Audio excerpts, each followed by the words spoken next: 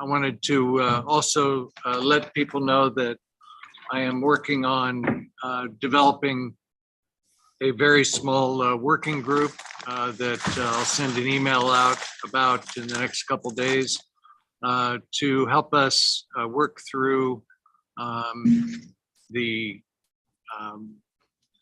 weighting and grading and rating tool that we've all talked about, or that many of you have suggested that we need. That is something that we'll be developing for full discussion. So the subcommittee or this working group will look at some other options that exist within our sphere, plus any from the outside they may be aware of. And we'll try to put together a reasonable rating tool for the rest of us to consider.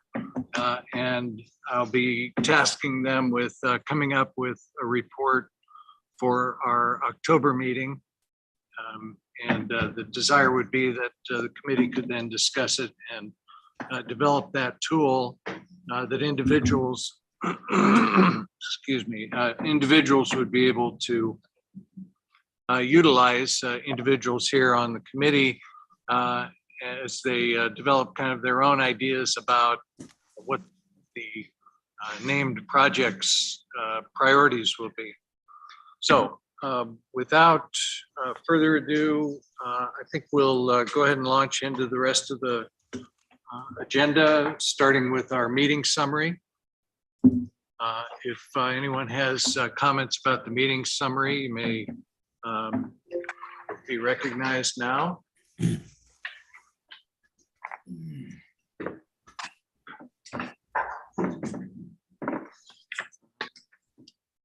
Yes, Abby. Thanks, Tom. I wasn't at the meeting, but I did review some of it. I noticed item 5 suggested changing the meeting times because one member asked, but I've asked this repeatedly and I wasn't at that meeting. I think lots of people have. And I've just noticed we have actually a number of people who've been absent 3 times in a row, which my understanding of our bylaws is those people are no longer on this committee. Maybe they wanted to be here, but they couldn't be. Maybe we should ask them to leave, or maybe we should send a doodle poll and see what new times work for folks. I don't know. I guess my question is, was that really one person? And then comment and beyond that. That just felt weird. Yeah, I think it's maybe just a little bit shorthanded or clumsy as far as the description. Obviously, several people have asked for that. And my intention would be to revisit that as a committee, hopefully by the end of the summer, so that going into the fall, we have a really solid schedule of meetings that we can all get on our calendars and get full participation. I'm happy to see that we have well over 20, looks like around 25 or 26 attendees today. And usually a few show up after we get started. So on hold, thank you for bringing that up, and that'll be duly noted. Any other comments? No, I just wanted to echo that. This is Ava. This meeting time is really terrible for me, and I have to make a lot of sacrifices in order to make it work. So I too would love to have us revisit that meeting time and poll and see if there is any other possibility that might be a bit more convenient for the members of this committee. Understood. Thank you. All right. Do I have a motion to approve the meeting summary? Just a reminder to everyone, the meeting summary that is written here does not really stand as the total meeting summary. The audio and video of the meeting, is much more detailed, obviously, and stands as the actual minutes of the meeting, if you will. So I have a motion from Bruce and a second from Dale. All those in favor say aye. Aye. Aye. Aye. Thank you. Any opposed? Very good. Item 3 on our agenda is a report on any submitted public comments for the meeting. I understand that none have been submitted prior to an hour before the meeting. And so at this time, we don't have public comments that we need to address or hear at this time in our meeting anyway. And we'll move on to topic number 4, review and discussion of the CAC's adopted guiding principles.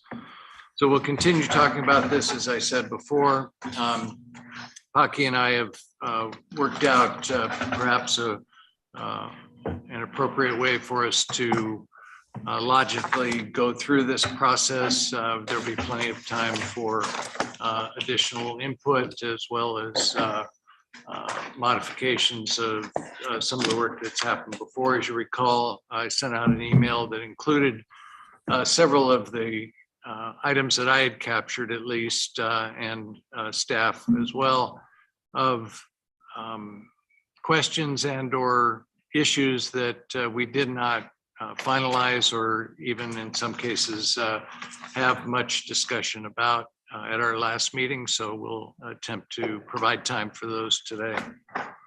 So Paki, you want to start us off? Sure. Good morning, everyone. Nice to see all of you in the room and remotely. So after the last meeting where you had the discussion on the guiding principles and the goals, what I did is I put together slides of each of the guiding principles and of each of the goals, which shows either if they were either redlined, if they needed additional information, or if there were no changes based on the discussion. So I'll go through each slide and then you can dive in and have that discussion as we move forward. So the first one was that a future RTA plan should prioritize regionally significant transportation needs and focus on regional projects. The discussion that occurred is that you were going to decide whether or not to insert a definition of regional at this point.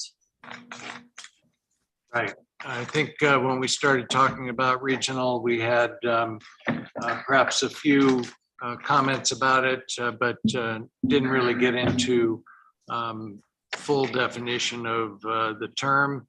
And some, it seemed, were interested in providing a little more color to that well used, if you will, term. Any comments about that?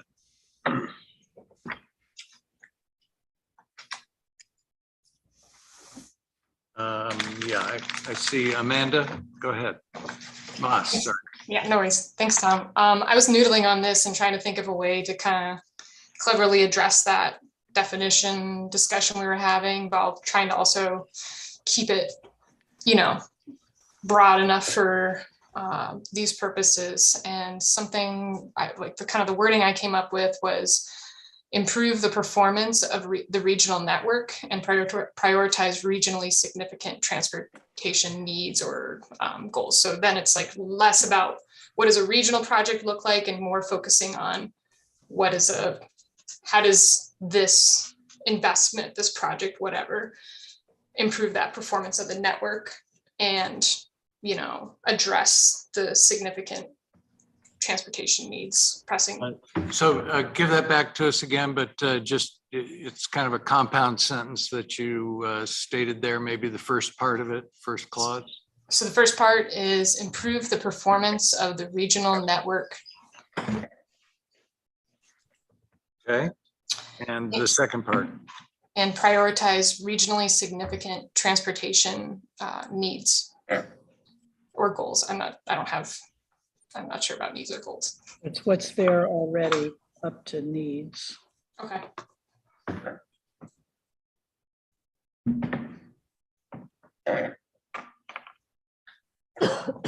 Yeah, so you've basically taken the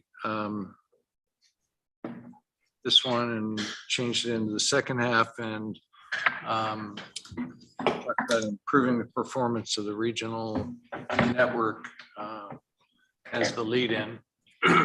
Any comments on that? I think she took off and focus on regional projects. Is that the case, Moss? That's correct. Yeah. Well, except by saying prioritize regionally Yeah. significant projects pretty much Yes. does the same thing. Dale? My thought process on defining regional really goes to the character if we end up recommending as a number of jurisdictions, excuse me, number of jurisdictions have requested maintenance money. And if we're going to approve maintenance money, most of the talk has been to approve maintenance money only for regional projects. But then we'd have to have a specific definition of what is regional if that comes to be that point. I think that discussion can actually be delayed until we get to the point where we're actually saying or recommending maintenance money. But I think at that point, I think we will need a specific definition of what constitutes regional, because then you'll have governments coming in asking to repave roadways. How do you designate what roadways they can use that regional money on and not unless there's a definition of what constitutes regional. So that definition would have to encompass everything that would be subject to. That's a good point. I think the argument applies to a lot of other aspects of the plan as well. I can agree with that, but I think it really talk becomes about critical. let's just say technology. If there's a specific emphasis on technology that we want to make, and it's going to be overseen by this regional aspect, does that just mean that it has to be evenly spread, or that it should be focused in the areas where it can have the most impact? The ones that also will be providing other parts of a complete street or a new street. Right. Well, Can I follow up with something? yeah, go ahead. Specifically when we talk about City of Tucson, because I sat on the residential and street repaving subcommittee or subcommittee for the City of Tucson, and they've actually divided, and their current structure that they passed on their half-cent sales tax is that money is limited to neighborhood streets is the department that they've used, and which would typically not be considered regional. And with the idea that if you come down that line, they approved other money for collector streets, but haven't approved anything for arterials or more regional facilities. Right. And so I think they're kind of going down that line. I don't know whether we want to follow that, but I think it becomes more of an issue at that point. Sounds good. I have a hand here. Abby, let me call on CUHEA, Brian first. 1948. Mr. Chair, can you hear me okay? Okay, go ahead, Brian. Yeah, Mr. Chair, can you hear me? Yes, we hear you fine. Thank you. I don't mean to overly simplify this, but the discussion was whether we needed a definition of regional. Again, not to overly simplify it, but any government entity or other party that is a participant in both receiving RTA tax dollars and contributing their own money to matching some of those funds, to me, constitutes the region. So, if Pima County brings in, for example, a roadwork project, that's part of the region. So I don't know if that's oversimplifying this or not, but I don't need to think of the region outside of it. I don't need to worry about, we'll say, Cochise County or Grand County, whether that's part of the region or not, and whether it's beneficial, because they're not a participant in this. So from my particular opinion, I don't know that we need a definition. Anybody who's part of the RTA and submitted projects for me is part of the region, and that is the definition of regional. Okay, thank you. Abby? Yeah, I just want to make sure that I heard Moss correctly, because I feel like the question isn't whether or not regional needs a definition, but whether or not projects needs to be in there. So regional transportation goals, desires, as opposed to individual projects. Like I'm looking at Maricopa's right now, and they have goal priorities instead of specific projects. So I think that's what I heard Moss saying, and that regional wasn't really the thing we were splitting hairs about. Regional feels like an easy thing to define. Projects versus goals feel like very different things to me. Did I misstate, Moss? Go ahead. I think that's really helpful. Thanks, Abby. And Brian, to your point, like I agree with, I'm also personally fine with having a definition of regional. This was just an idea of a way to kind of focus this bullet more on how is our regional system within Pima County functioning together cohesively, right? And focusing on that bigger needs rather than like having those specific projects be the focus. So it's like looking at the bigger picture of Pima County.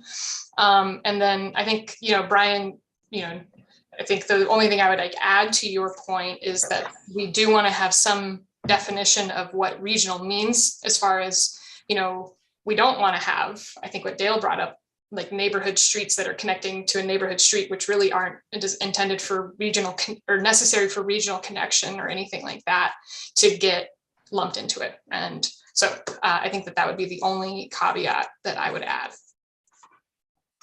Bruce? Yeah, following on Moss's comments, I think one of the issues that we need to look at is impact. So a project might be wholly within a jurisdiction, but might have regional impact. And I think we're going to get down into that discussion when we get to the project by project basis. So I kind of like where Moss is taking this. I think I would include, other than significant, the term impact, regional impact. Prioritize regionally impactful projects.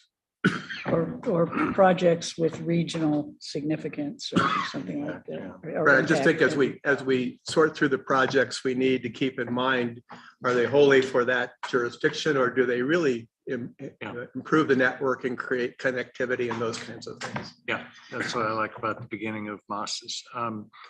Brian, I'm sorry, I missed your rejoinder here. Yeah, I just wanted to reply to what Moss had just said, and I thank you for your comments. And that's the difficult part about some of this, is kind of splitting hairs. I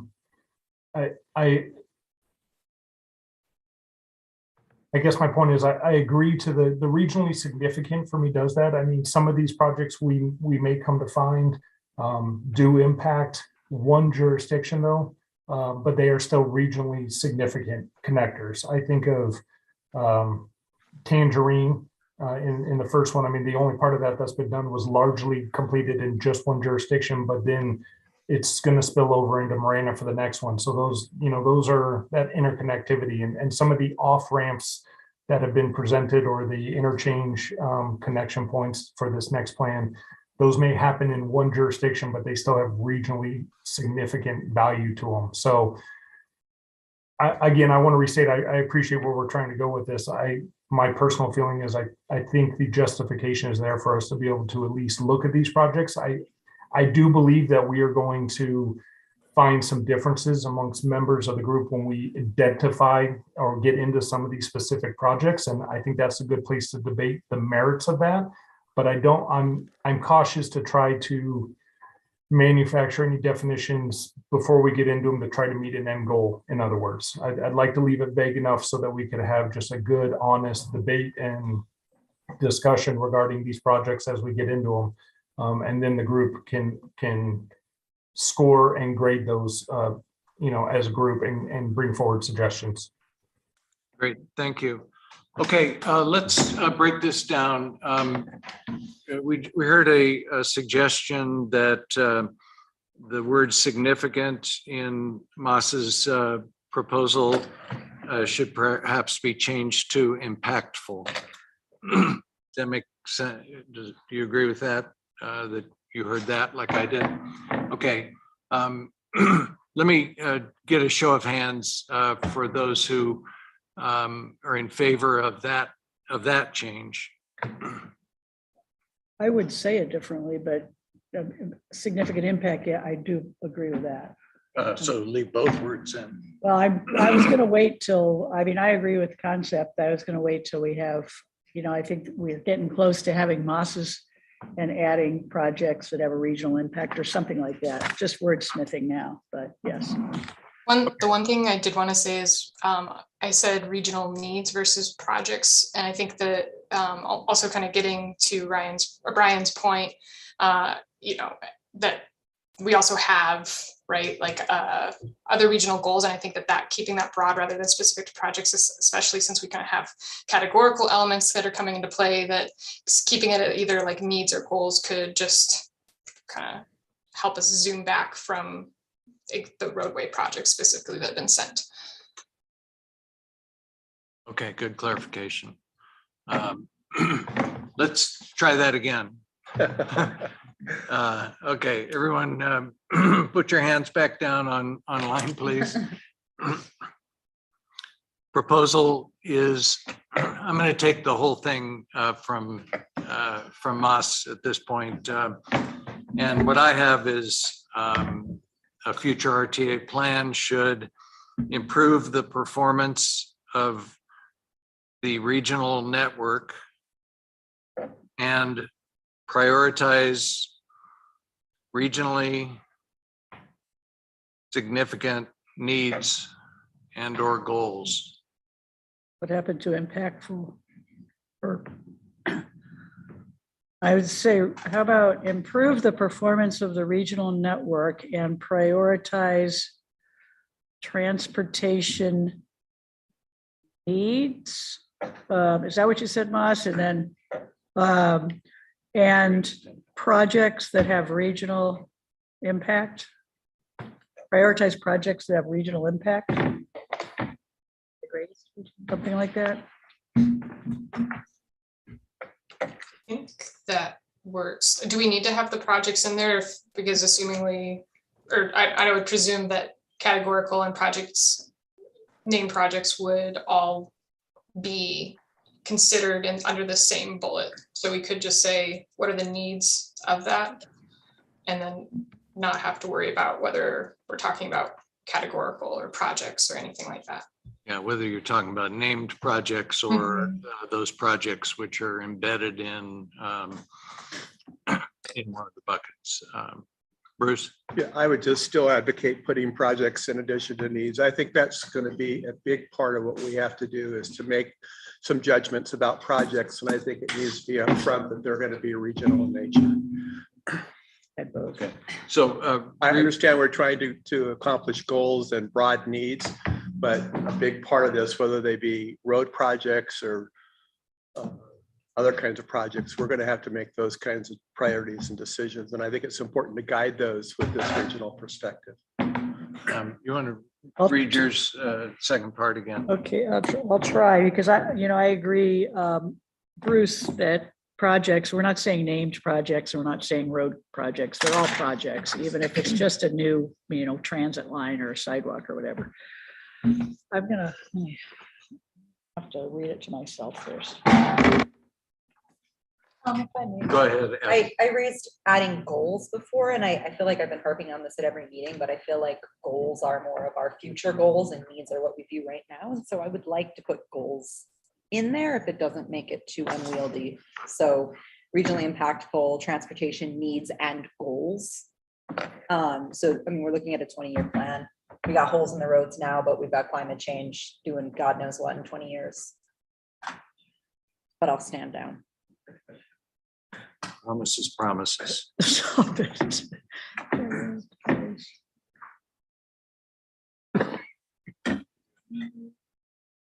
Mr. Chair, I do have, I can read back what I'm thinking I'm hearing. This is not my coming from me, but what I'm understanding based on the discussion is that a future RTA plan should improve performance of the regional network, including regional impact, and prioritize regionally significant needs and goals. That's what I heard based on your discussion, but this is your guiding principle, so I just want to make sure. Can you repeat it, please? A future RTA plan should improve performance of the regional network, including regional impacts, and prioritize regionally significant needs and goals.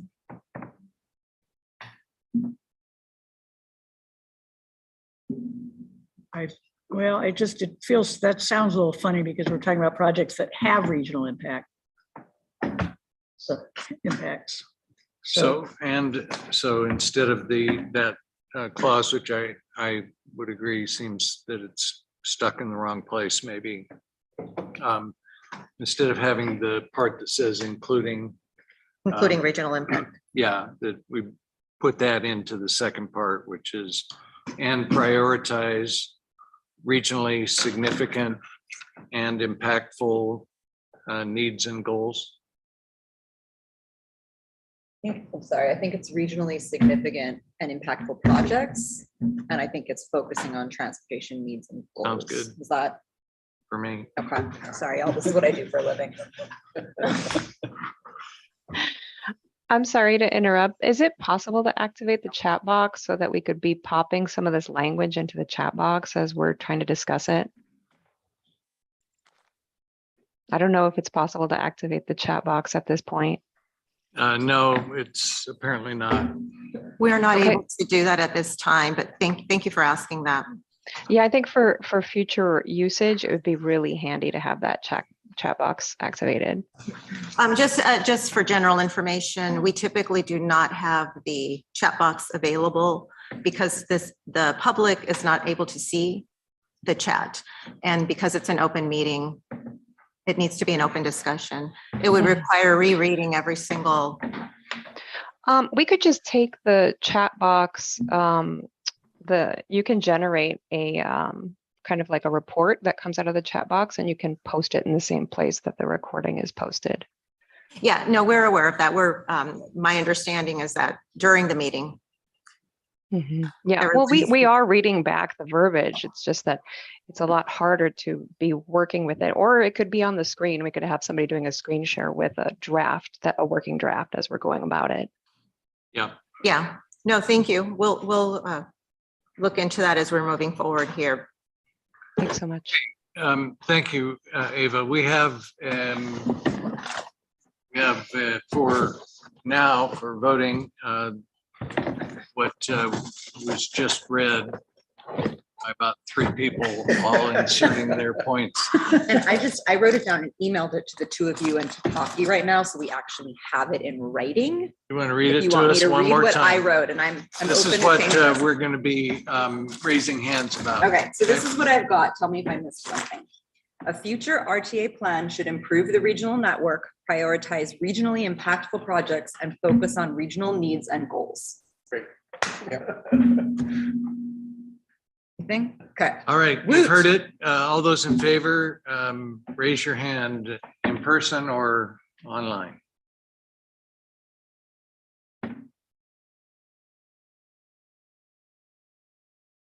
Very good. And now take down your hands, and those who are not in favor, please raise your hands.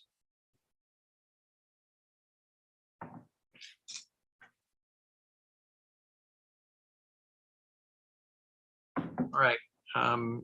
Brian, you are the lone dissenter at this point. Make your case and then we'll probably ignore it and move on. Just You know kidding. what? That's absolutely perfect. I appreciate that. Frankly, I just don't have a problem with the goal as it reads currently. So I just don't see the need to change it, but that's it. So. Thank you. All right, let's go on to principle number 2.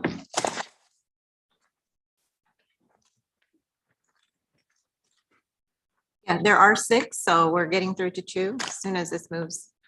Please keep in mind that you'll be receiving these red lines back to you one more time for review. So don't worry if it's not exactly as you heard it. So guiding principle number 2 says that a future RTA plan should include an implementation timeline and identify specific projects. And last time this was added, as well as categorical elements. All right, any comments on that? I Dale? think that's a good change. Good change, yeah. Okay, I see no one wishing to add to that. I'll take that as approved, and we'll move on to number 3. Guiding principle 3 says that a future RTA plan should identify an implementation budget that matches projected excise tax revenues and local funding commitments. There was no red line changes to this and no additional verbiage. Yeah, just to remind everyone, that's basically state law. That's the law that governs our RTA. Any comments? Very good. I see Moss. Go ahead, Moss.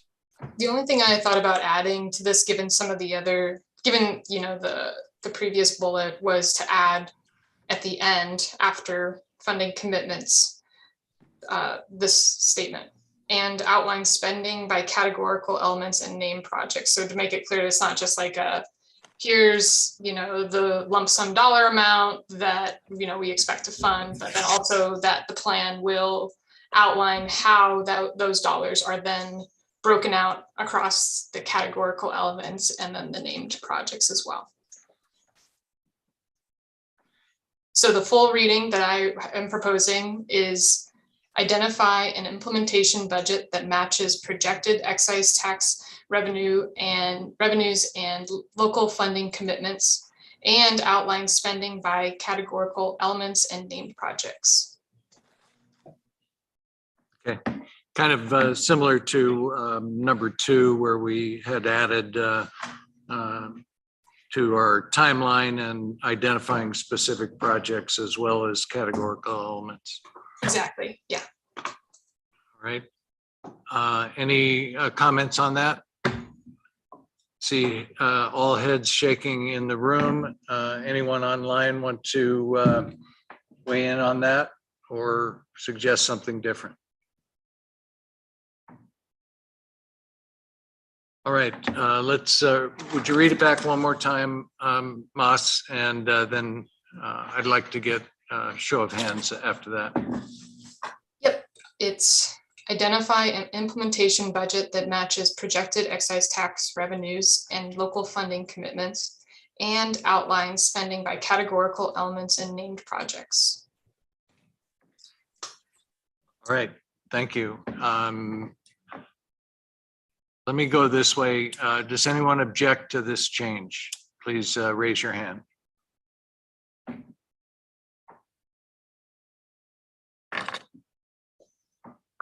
All right, I see Brian. What's your objection to this one? Just again, I think this one reads fine the way it is. I don't feel like personally we need to add any of the extra elements. To me, like you stated in the beginning, this reads right out of the law, and it's just more for to cover us on the legal parameters. So.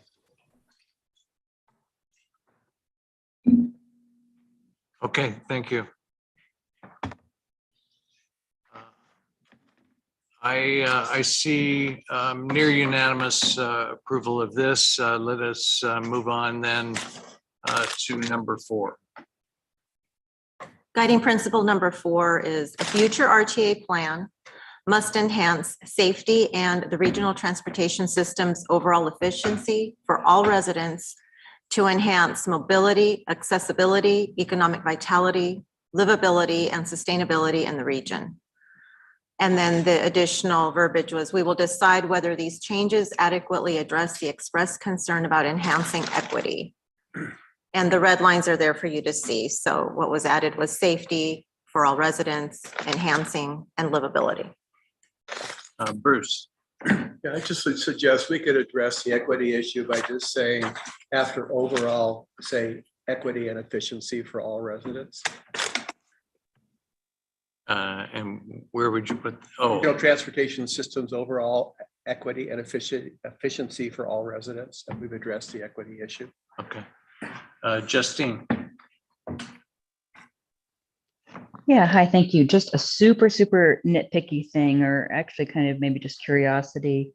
Apropos what you said, Tom, about guiding principle number 3 being state law and having to be in there. However, the language says should. And this one says must, and it's a couple times mentioned must and then should. And I'm just wondering what the distinction is there. And again, super nitpicky, but just more kind of a curiosity thing, you know, that use of language. Was a discussion. Good, really good catch there. We will check the statute and make sure of what the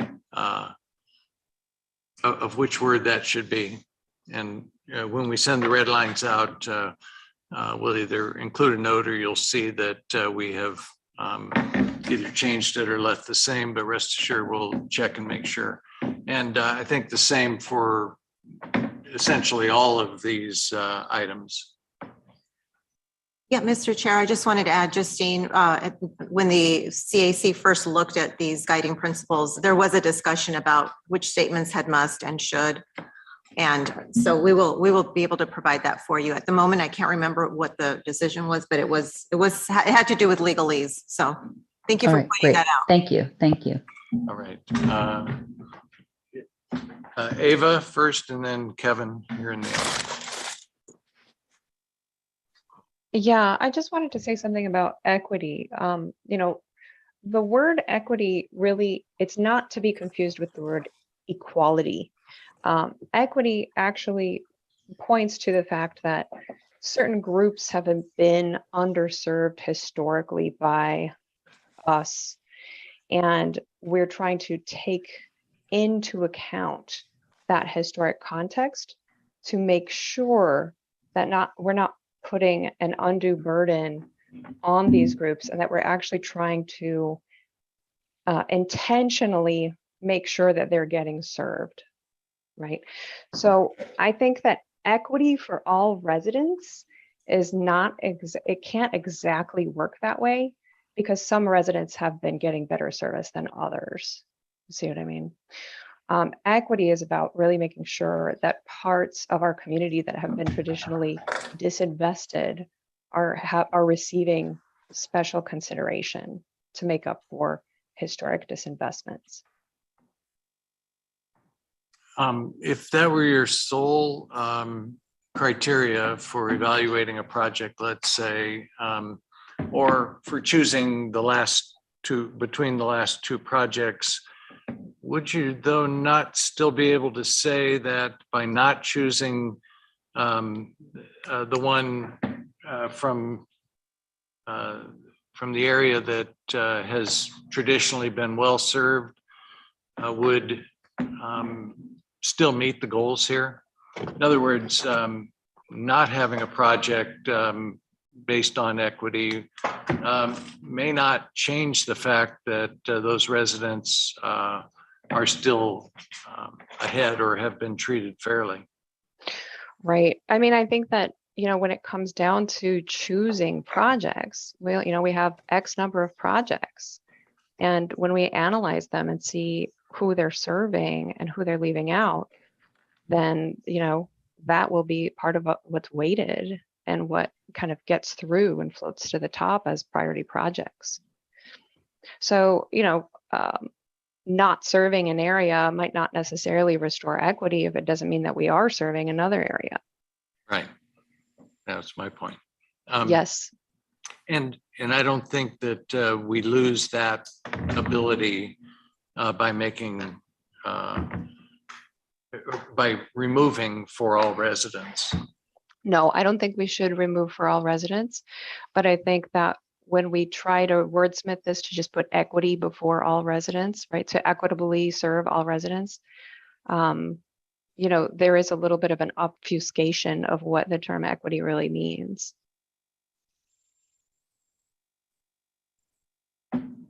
Okay. I'm not sure what to do with that. I'm not sure what to do with that either. I'm just putting it out there as we try to decide if this in fact, you know, if this part of our goals can really enable us to express what we mean about equity, or whether we need another bullet for that. Okay, thanks. Kevin. I was going to say I don't like the addition of for all residents, and specifically the word all. because not every project, I mean, just the word all means everyone, and that's just not a standard you can ever meet. So I don't like the word all. My suggestion is going to be must enhance safety and the regional transportation system's overall efficiency to enhance mobility, accessibility, economic vitality, livability, and sustainability in the region in an equitable manner or in an environmentally just manner or something like that. But taking out the for all residents. I'd be okay just saying for residents. If we want to keep the previous language. For residents. Yeah. For the residents of Pima County. Something like that, yeah. Brian. Thank you. My question is, how are we objectively going to rate or grade something like livability? So even economic vitality, sustainability, some of those can be very difficult. I mean, if we're weighting these things, some of that's more subjective rather than objective. So if we're including some of this language and we're supposed to use that to guide us, some of these things, like I said, are more subjective. My question is, how are we supposed to rate those? Yeah, and measure them. That will be a task for sure.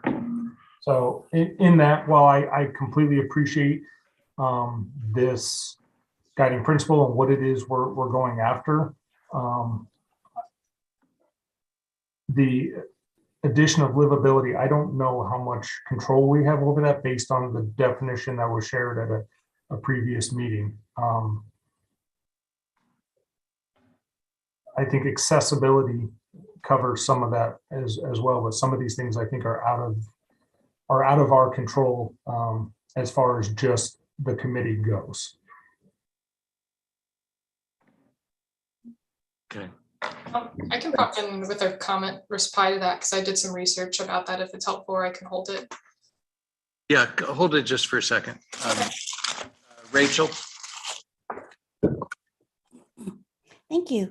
I just wanted to chime in again about the equity. I agree with Eva, and possibly we need a whole other bullet point, but lumping it in with efficiency is a particularly problematic thing to do. Okay, thanks. Arlen? Thank you. Much as I hate to get into wordsmithing, I will for this one. Some of these could be resolved by, I agree with the discussion for all residents, because then, well, yes, but you're also dealing with businesses. You're also dealing with moving of freight, mobility of freight, and economic vitality of things like that. So I don't think for all residents, while it's a feel-good statement, means that much. It could probably be eliminated. Secondly, the way to deal with the equity within this paragraph, I would say, is must enhance safety, equity, and the regional transportation system's overall efficiency. And then it would go on to enhance mobility, accessibility, et cetera, et cetera. Arguably, you could, livability is a nice word. It does mean something a little different than the other words, so you can leave it in. The city of Tucson years ago in a general plan was based on livability, and they had I think they had some measurements for how you define livability, but that could be found in the planning literature. So those, I would leave livability in. I would remove for all residents. I would put equity as after a comma after safety. Did you have a third in that first clause? Oh, I see. Yeah. Okay. So you had safety, equity, and the regional transportation system's overall efficiency to enhance, and just strike for all residents. Yeah, I think that when we put for all residents in, and correct me if I'm wrong, but that grew directly out of the effort to capture equity. Yeah. The idea being that everyone needs to have a fair shake on projects that are built. Okay, go ahead, Moss. Thanks, Arlen. I like those edits, Arlen. I think those are nice. Nice. I support those comments. It does feel like this one bullet is doing a lot of work, and I just want to kind of float that into the air of if we're trying to pack too much into one bullet, or if we need to be more, like have maybe identify different topics that we want to address more directly could maybe also help this. But I'll just kind of leave that there for a second. But Brian, just to kind of circle back to your comments about livability and what it means and how to, objectively quantify and measure performance of these terms. A lot of regional plans, you can do some Googling, some of the major plans like Denver, Twin Cities, Oregon, around the Portland region, Durham, Chapel Hill area, they're all including terms like livability in there and have examples of how to measure it. And so things can be included like vehicle miles traveled, commute times, right? Like lower commute times means you have more time and money to do other things with your life. There's also things like you can measure with air quality, improving the livability, like the literal livability of the environment. So I think there's a lot of ways that we could define it. And fortunately, we don't have to do that today, but just to provide examples that there are places we can pull from to make it such that it's not subjective. Did I see a hand here in the? Yeah, I lied about stepping down. Okay, I don't remember the order. You can go first. I was just going to say, I'm not sure why we're segregating safety first, that we had a list of criteria we're supposed to meet here. Why don't we say must enhance the regional system's safety, overall efficiency, mobility, accessibility, equity?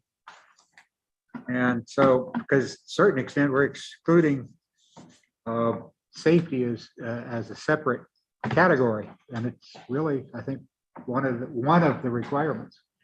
I understand what you're saying. We're essentially saying that safety and efficiency are the goals, if you will, and the metrics will be, or the proof of that will be mobility, accessibility, et cetera.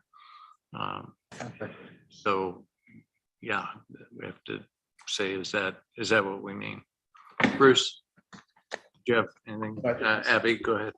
I think that a lot of these things go into this, but I would really like the phrase climate change or climate resiliency in here somewhere, because I think that's really, really critical. It does go to sustainability. It does go to livability. It's related to economic vitality because all of this relates to climate change. But this is definitely not the first time that I brought this up or anybody else. So I would like climate resiliency in there, something addressing climate change.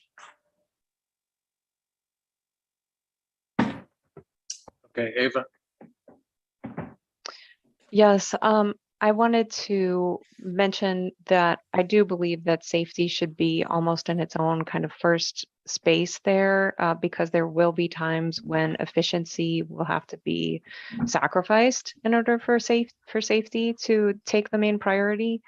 I also wanted to mention that there are a few factors that I could name right now off the top of my head in order to kind of populate our livability category, like does this project increase or decrease scenic beauty, sense of community, shade and vegetation, noise pollution, connections to parks, new public and hybrid use spaces, decrease or increase the stress of the transportation experience. So there are a couple, as Moss mentioned too, we can pull from other places as well, in order to make it a little less squishy feeling for some people. I had personally been thinking that sustainability was the umbrella term under which climate resiliency fell, but right now it seems like that is not necessarily the case. I shouldn't be making that assumption. What do we mean when we have sustainability up there? Does that not include, being prepared for longevity under the current climate situation. Can we talk more about what sustainability means in this context?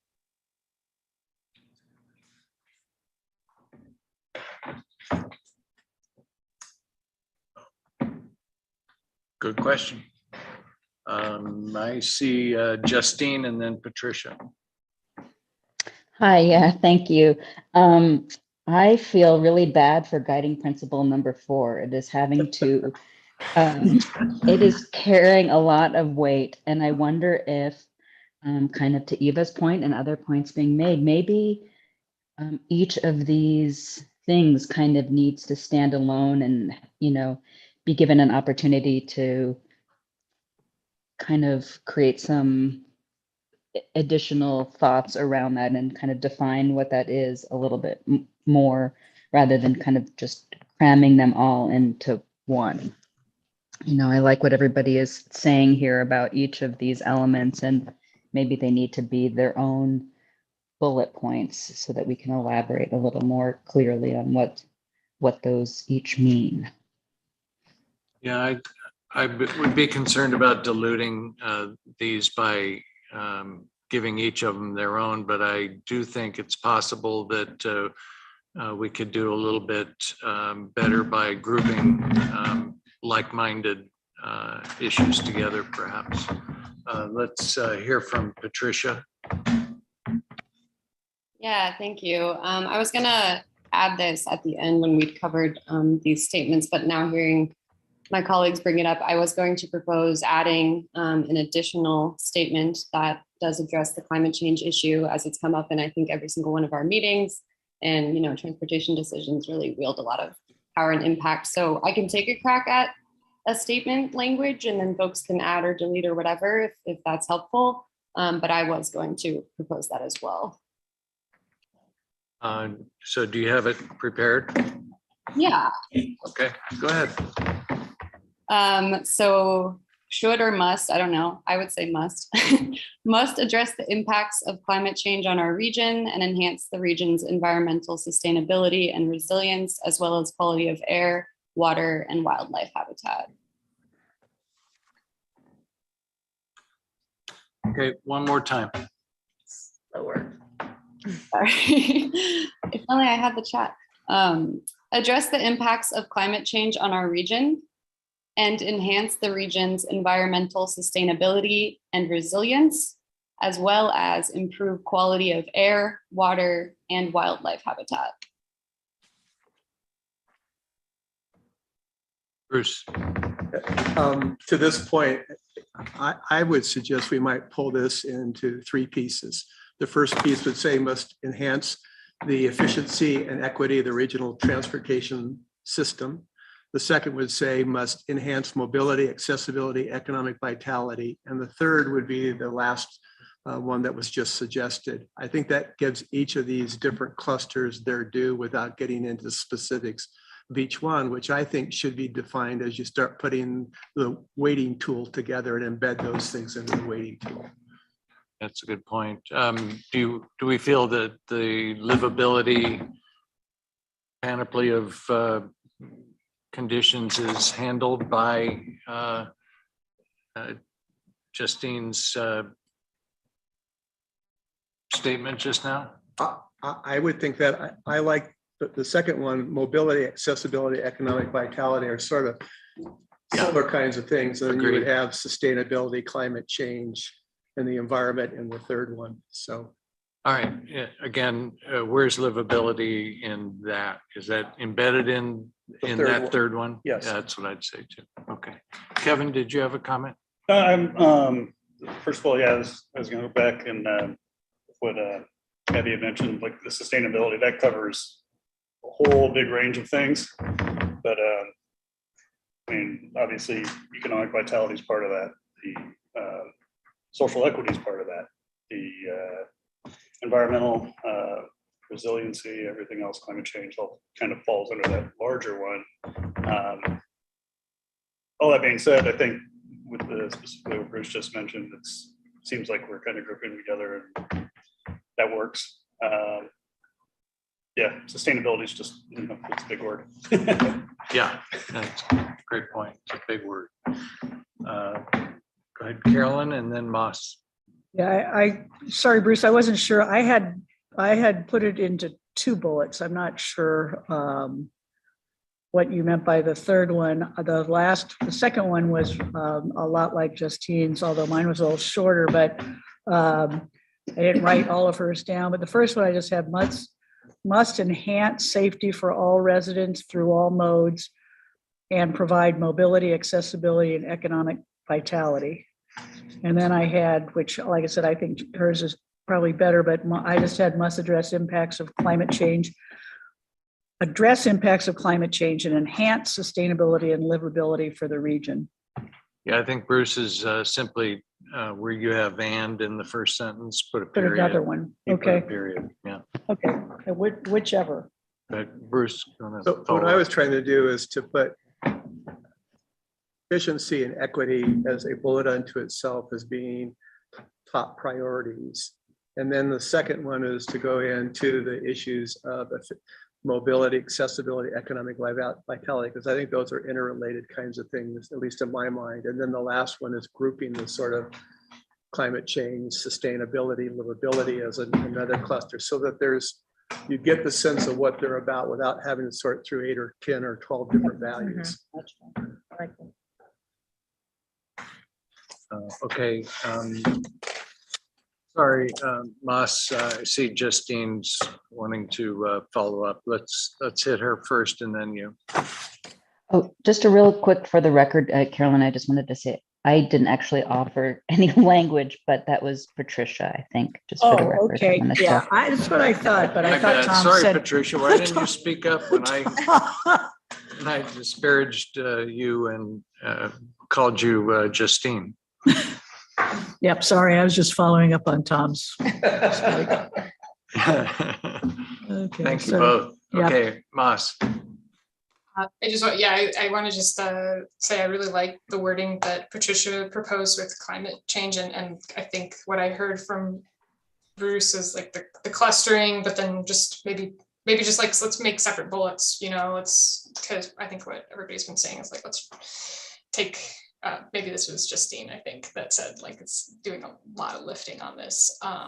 So one thing, I think it's kind of similar to what you said, Carolyn, that I had thought about for as far as just like talking about safety and understanding like what the type of system we want for all modes. I drafted something that was kind of like develop a safe, efficient, reliable, well-maintained and connected transportation system that is accessible to residents, maybe by providing quality infrastructure and services for all modes and leveraging demand management strategies and intelligent transportation systems. And that was kind of, that last bit came from just a lot of reading that I've been doing about the power of demand management and transportation. It's like electric utilities have been doing this for decades, and as a way to not build out to cost effectively, manage their systems and infrastructure. So it makes sense that we would have that baked into our regional transportation as another strategy to be more cost effective. And then the intelligent transportation systems I threw in because I think, Bruce, a long time ago, we're talking about the looking ahead to what is like the technology that could be coming in the next couple decades as this rolls out. So I was trying to also bring that into this statement. I've just been singing this song for 3 years, so thank you, Moss, for finally putting it on the table. Anytime. Okay, let's get a show of hands for breaking this into 3 separate bullets.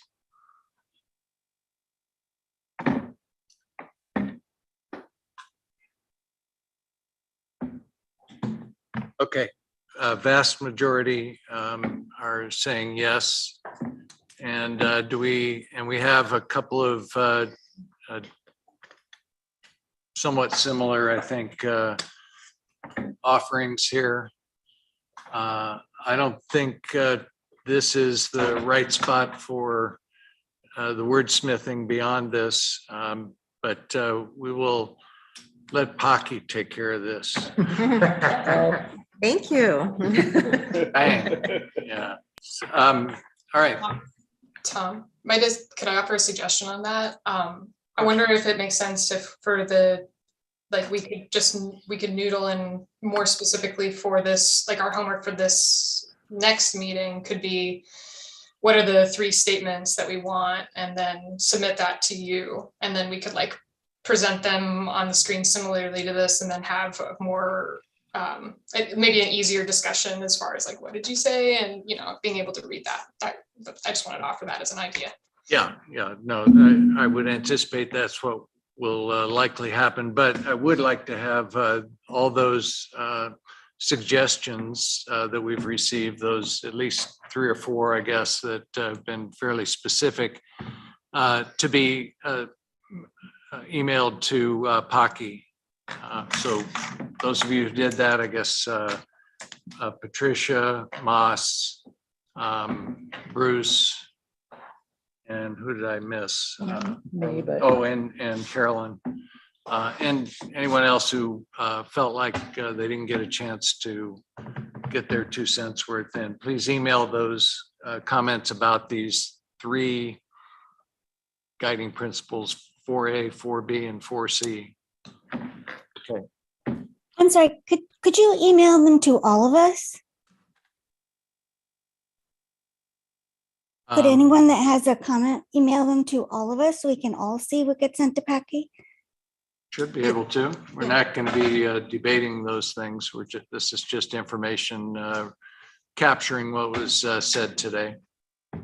Yeah, Mr. Chair, I just want to clarify, when I receive this feedback, and I'm also taking my own notes as we're speaking, I'll be returning it back to you too, so that you can review. Yeah, everyone will get it as soon as it's been compiled. Okay. Moss, last word on this. Oh, I just forgot to put my hand down. Thanks, Tom. Okay, thank you.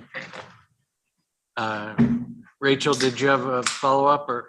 Okay, she's lowered her hand. Yeah. Some things aren't in real time, it seems here. Okay, our next item is number 5. Future RTA plans should consider future land use, travel patterns, mode choices, and technological advances. Mr. Chair, this one did not have any red lines or additional verbiage added, so. Good or not. Do we have any comments on this item?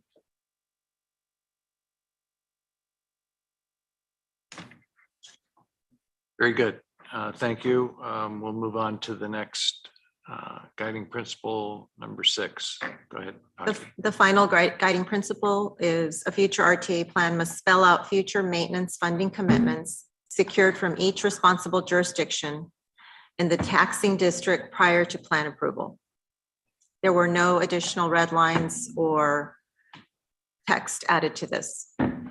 Just a reminder, this is partly due to legislative requirements, but in this case, I think more importantly, for us to debate maintenance, we have to really know that every jurisdiction has a plan for its overall maintenance, and that we can see what kind of commitments they've made, both in terms of current and future funding.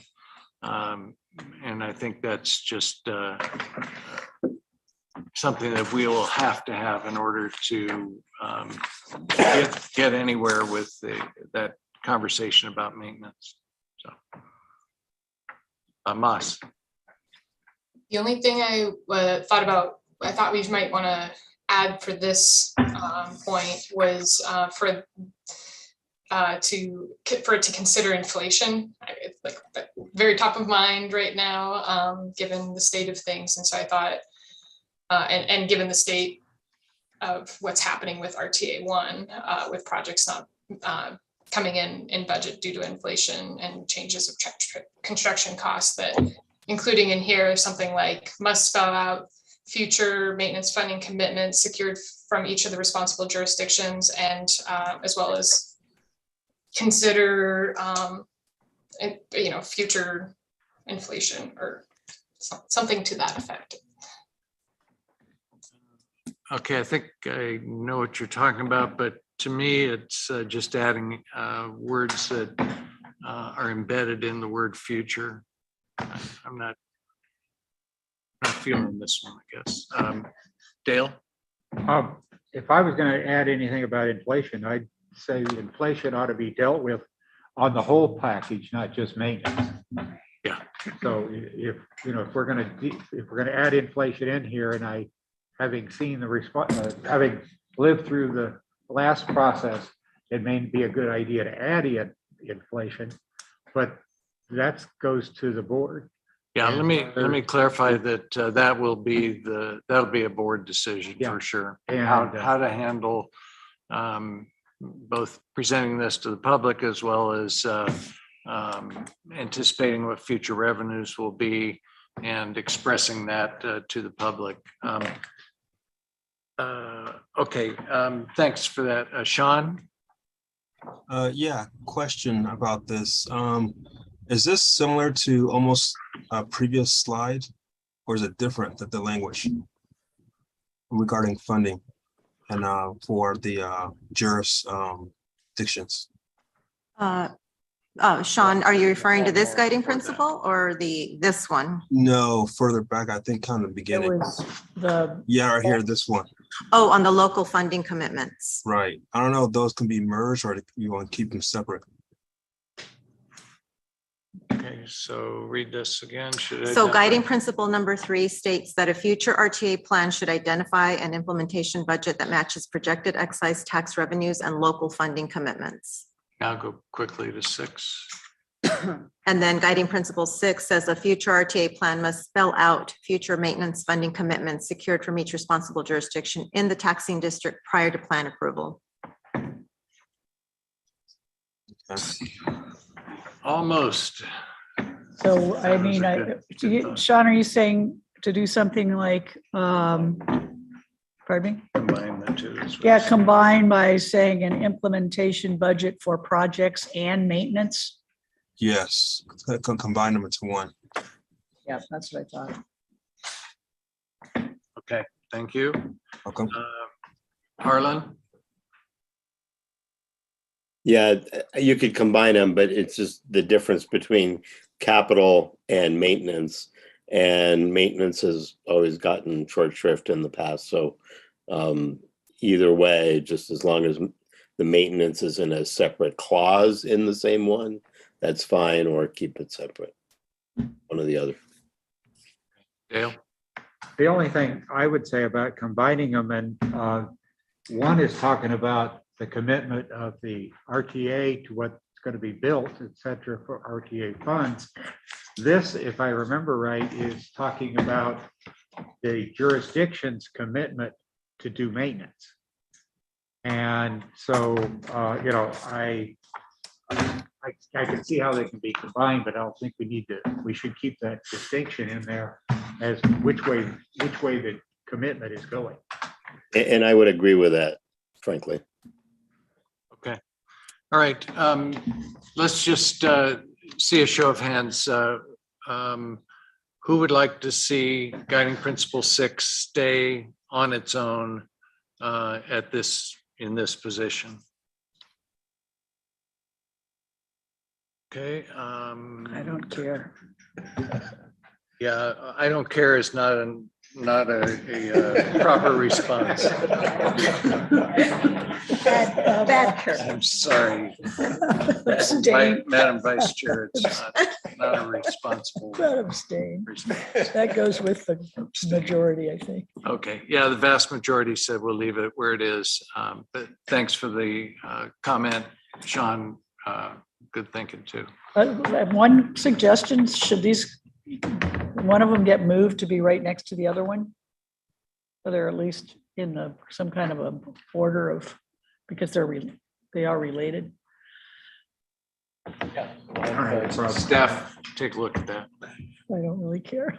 Yeah. Sure. I think initially it was because of what was mentioned earlier, that it was a jurisdictional responsibility. They just Yeah. wanted to pull it out, but yeah, we'll look at that.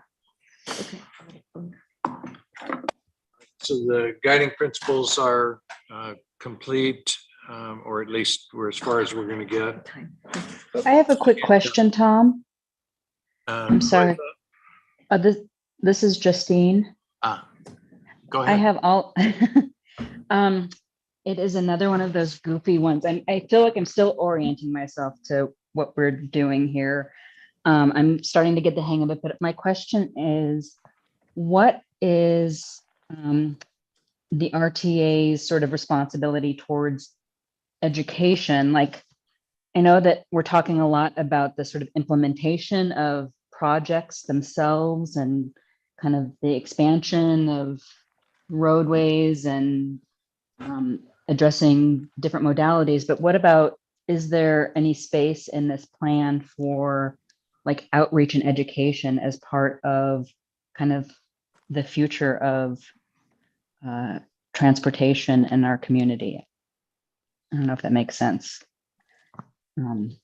Or is it just about the sort of concrete on the ground kinds of things, I guess?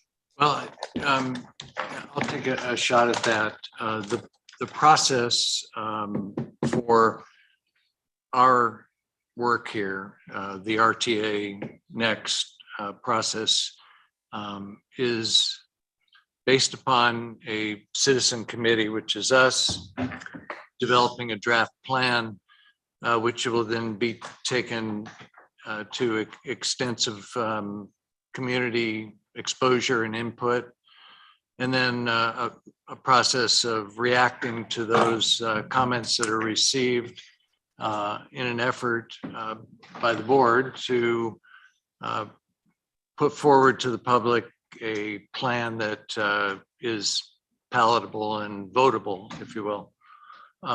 As far as future regional mobility and access plan, that is the RMAP process that is undertaken by PAG and by PAG on a, I guess every 4 years now. It's updated, and perhaps it's every 10 or 12 years that it's kind of wholly remade. But in a way, we're talking about apples and oranges in that we are looking here in the work we're doing on basically a spending plan, and we want to spend that money that we're anticipating in a fair and equitable way, and something that reflects what the public wants. As far as the RMAP goes, it's even more.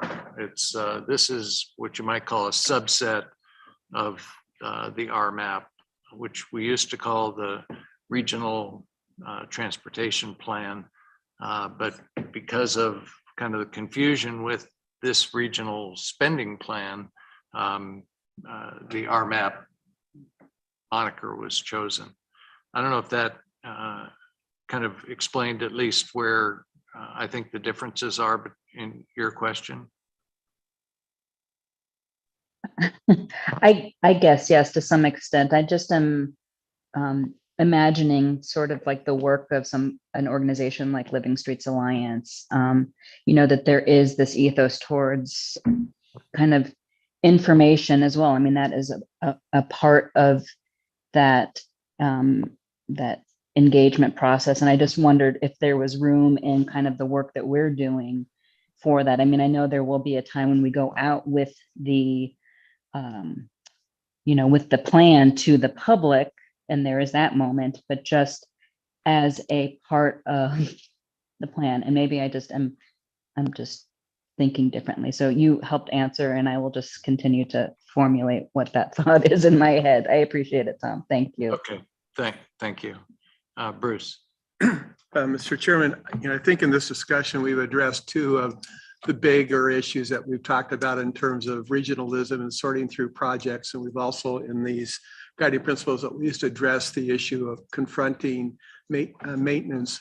A third issue that we've discussed, and I don't know if it needs to be part of these guiding principles, is this whole notion of flexibility and having the ability to respond to changes, whether it be climate, technology, population growth, mobility, those kinds of things, and allowing for the RTA to be able to recalibrate or refocus at some point in the future. And I don't know if that concept needs to be put into guiding principles, but I do think at some point we need to address and discuss that issue and how we would embrace it in the plan. Okay. Abby? I'm following up on what I think Justine was trying to say, because it got me really excited, which is I think that one of our projects could be ongoing public education. Instead of building a road or getting input for building a road, that part of the RTA next plan is having information for the public on how the buses work, on why living closer to your work might be a good plan for long-term sustainability, not idling your car, where bikes can be found, things like that, just generally livability, sustainability, what the options are. Because we're talking about, we've got transportation professionals in this room. We have people with high level knowledge about things that normal people don't think about. I didn't think about this. And then when we come back every 20 years with a new plan, we're talking in language that people don't understand. But if ongoing education and public education is something we're doing, we have a more educated public that can use the resources that we're giving them, that can have more nuanced input. I think that's what our librarian friend was suggesting. Is that correct, Justine?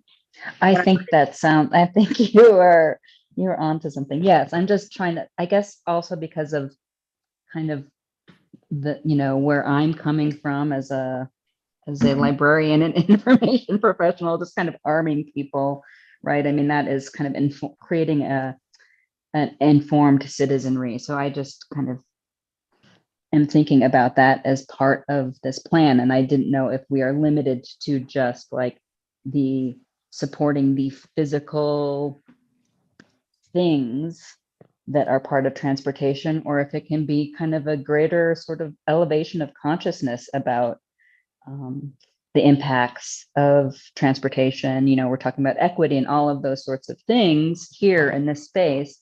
But those are really important conversations and considerations for the next generations of people who are making these kinds of decisions, about how they use transportation and how they advocate for folks. So I thank you, Abby, thank you.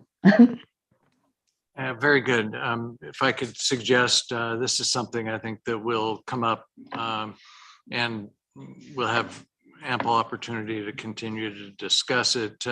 My suggestion would be if we feel strongly that this is something that should be either built into the plan or put into the implementation process, that we suggest that to the board, that they build that not just into this plan, but just into the work that PAG and RTA do. Paki, you may have a little more information about how public input is gathered, but also how public education is pursued as part of the work plan of PAG and RTA. Thanks, Mr. Chair. I was just going to say that prior to the plan being drafted and sent to the board, our communication department has been, doing some education. There have been stories out on our website, some PSAs on the current RTA projects and how they relate to some of the issues that will be coming up in our plan. So there is some ongoing information, terms, those kinds of things that are being sent out to the public. And then, of course, after the plan is reviewed by the board, and there'll be an extensive, public outreach component that we're still working on, but that's when we'll go back to the public to get additional input, provide more information, follow up. So the public communication process is always a part of this. At first, I thought Justine was referring to these guiding principles, and I was just going to make sure that you all knew this is for you right now to establish and to discuss before it goes back out. So,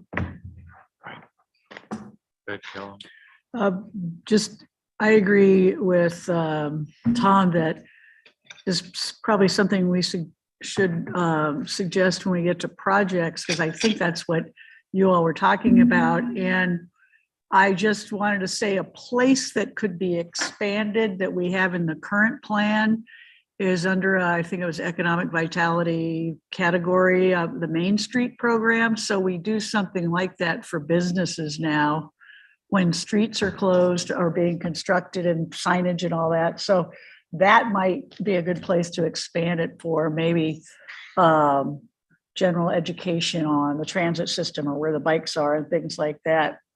So there's a place for it already in one of the categories, and we might want to expand that. Okay, good. Thank you. All right. I want to talk about the agenda for just a second. We have some really important information that we need that Josh is going to be providing in our last agenda item, or the next one, I guess. And I really want to get to him. I would like to kick off these our discussion of the goals. I'd like to put that off, I guess, until next time. But before we do that, there are two additional decisions that we'll be making, and these were proposed by members of the committee just to refresh our memories and to not get into a conversation at this time about it, because I do want Josh to have ample time to present today. I would like to call on a couple of you to frame the conversation with us so that we can be thinking about this for our next meeting. Because at our next meeting, we definitely want to provide, we want to get to the finish line. We want to finish this, and however long it takes us at our next meeting, I think we should be prepared to do that. So without further blabbering, I wonder if Bruce could just frame the key commerce corridors question and just give us kind of your high level thoughts about how that feeds into or should feed into our guiding principles and or goals. Well, among goals is where it shows up here, but among the economic development world, the concept of key commerce corridors is pretty widely used. It's embedded in the state's plans and approach to how to deal with transportation throughout Arizona. I think it is relevant here in our regional context, which is the idea of looking at those corridors that provide major access to schools, hospitals, workplace, and so on, and are used by large numbers of the regional system. They also are important because they contribute to economic growth and wealth and success, and therefore they also result in the creation of tax revenues, which are then used to fund the transportation system. So I have been proposing this is to look at it and try to understand what are those key commerce corridors in our region, so we factor that into our discussion. Obviously, Interstate 10 is one of those, Interstate 19, those are easy to figure out, but when you start looking at other parts where there are major transportation systems that link major workplaces, whether they be in the university or wherever, I think it's relevant for us to take that into consideration. So that's what I've been trying to propose as the concept of key commerce corridors. Okay, thank you. If I can clarify just a bit here. This, I believe, is available to us to include in our discussion about functionality of the corridors, and I would say I'm committed to having us make sure that that is included as we discuss functionality, and certainly some further education for the committee would be helpful. I guess I'm of the notion that that we may not be able to add it directly to this functionality without breaking down all the different things that are included in functionality, but I feel like the case can be strongly made that it could live there.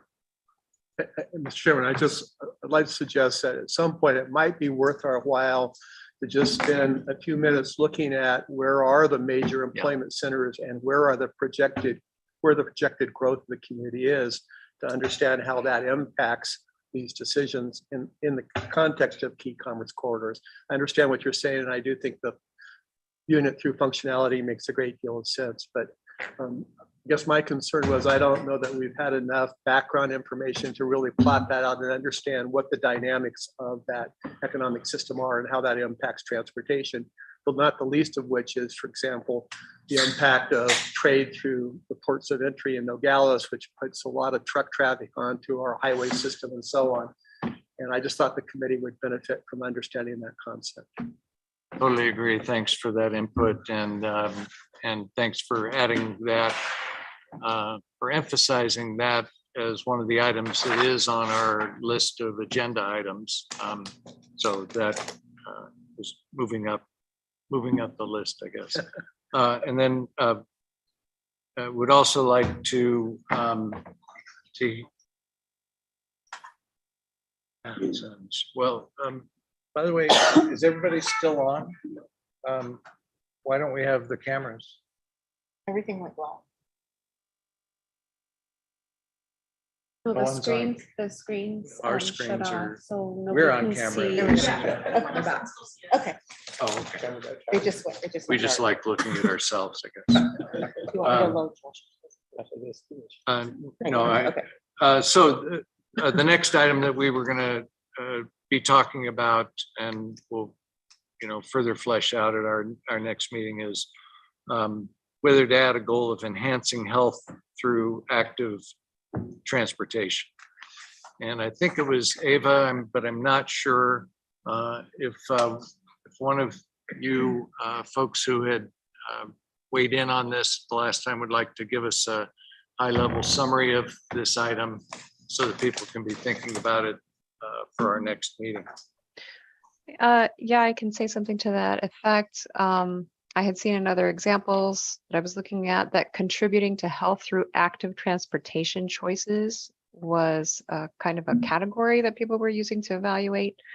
What does that mean? That means prioritizing projects that allow people to activate their bodies while getting around, that consider the safety and quality of experience of people using active transport, and that connects to existing low stress biking or walking routes, right? So is there a part of the plan that helps people to access these body activating and health activating options? And, in a way, I think it kind of falls under livability, can fall under livability, but it is kind of so specific that I was seeing them as separate but connected. Great. If I could ask you to please put that down in writing and forward that to Pocky so that we can capture it and share it with the rest of the group before our next meeting, so that we can all be considering how to wordsmith that one to death. Sure thing. Sorry, that was my. That was your snark. Out loud. Just kidding. Okay, thanks, everybody. I appreciate that. And I think now I'm gonna go ahead and move on to item 5 in our agenda. Josh Pope from PAG will be presenting, and I believe he may even have some assistance from Jeanette. Not sure about that, but Josh, Great. hit us. Thank you, Chairman and members of the committee. Can everybody hear me okay? Do I need to speak up? I should speak up. Probably a little bit. Okay. Let me see if I have control.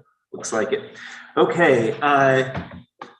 Thank you for this opportunity. I know in the midst of this discussion of principles and goals, I'm actually going to be presenting a portion of a presentation that was shared in November 2020. So this is a bit of a refresher for some of the original members, but I think it's a good foundation for some of the new members as we look to start quantifying what are some of these, how can we look at some of the measurements of attaining some of these goals and principles. So what I have displaying on the slide right now is the RTA Next project portal that as of this morning, many of you have registered, and I apologize for any logon issues. Please reach out to me or Hockey if you are unable to get access to the site. But what you see color-coded in red, yellow, green are the performance measures that I'm going to step into and give you some context. But essentially, this is our project board of the 108 projects that have been submitted by our jurisdictional partners. On the left-hand side shows you the name and different content, and then the PMs are sitting right there, red, yellow, green. So I'll step into those. Hey, Josh, just to clarify, who filled in those the performance measures? The colors and the performance. Yeah. Was that staff or was that the individual jurisdictions? Is there a combination? The website did. Yeah, no, staff did. We built a system that that I'll kind of step you through, that the data was available and at their fingertips for when they submitted the projects. It quantified that content. And so that content is based on our long-range plan, our RMAP, the most recently adopted version of our regional mobility and accessibility plan was in 2020. We had our initial performance measures applied in our 2016 iteration, and they're tightened up in the 2020. So what you're seeing is the expression of years of work and kind of highlighting these key performance areas, these performance measure categories as required by the feds with the FAST Act funding. So these are areas that everybody's looking at, and some of them are very explicit on the types of data and the types of thresholds that we need to look at. Others are more vague. In the course of our RMAP, we've developed RMAP goals, objectives, associated performance measures, and identified the current condition, what's our benchmark, and what's our future target. So the benchmark is, not looking 30 years out, but more near term if we want to hit that target. So we step through, we have essentially 38 performance measures in our long range plan. 15 of those are federally required. And so this is just an example of some of the details in the plan that we look at for safety. But at the project level, we don't get into that resolution. We're looking for kind of a key metric that can kind of represent safety, even though we know it's much richer and much more nuanced than just a single number. So what I'm going to step through here is on the bottom is our performance assessment grid. It's that high level kind of quick view of what are the current conditions and how well are they performing. Ideally, you're going to see a lot of red. You're going to see a project, an extent on the network that a partner has identified that is poorly performing. If you see a lot of green, that means it's currently doing all right. So I'm just going to kind of step through them all and tie you back to the data and where this content came from. So on the system maintenance side, we have pavement and bridges. That was articulated and defined in our RMAP. We're pulling data. Another kind of key piece of this is the fact that we wanted to be able to do an apples to apples comparison for all projects. So we needed to be able to have data available for these PMs across the network, across as much of the network as possible. So you're kind of getting into what is regional. Well, we're not going to have some of this data at the residential area, but for our purposes, for the long range plan and for some of these projects, that's not really an impact. But having consistent data across the board is key. So for pavement, we're looking at IRI, which is the International Roughness Index measurement of pavement. There are other measurements of pavement, but this is a piece of data that we had across the region. For bridges, we're leaning on national bridge inventory, and those are two examples where the feds have clearly articulated what the what the performance is and what those thresholds are. So I can get into those weeds later. But on the safety side, we have, so system maintenance, we're looking at pavement and bridges. On the safety side, we have a 2016 regional safety plan that we updated in 2018.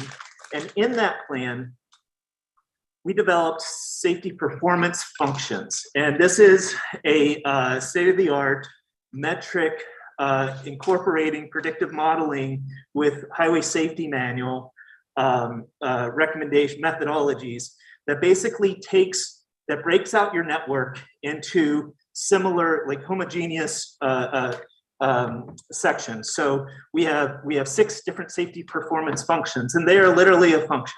So we have 6 groups of assets on our network, 2 of which are signalized intersections, a 3-leg signalized intersection and a 4-leg signalized intersections. So we look at them separately, and and then the other 4 are related to roadways, multi-lane, divided being characteristics that divide those, and urban and rural. So say for a 4-leg signalized intersection, we look at all the 4-leg signalized intersections, roughly 600 in our region, and we look at the performance, safety performance related to that intersection, those intersections, and the approach volumes.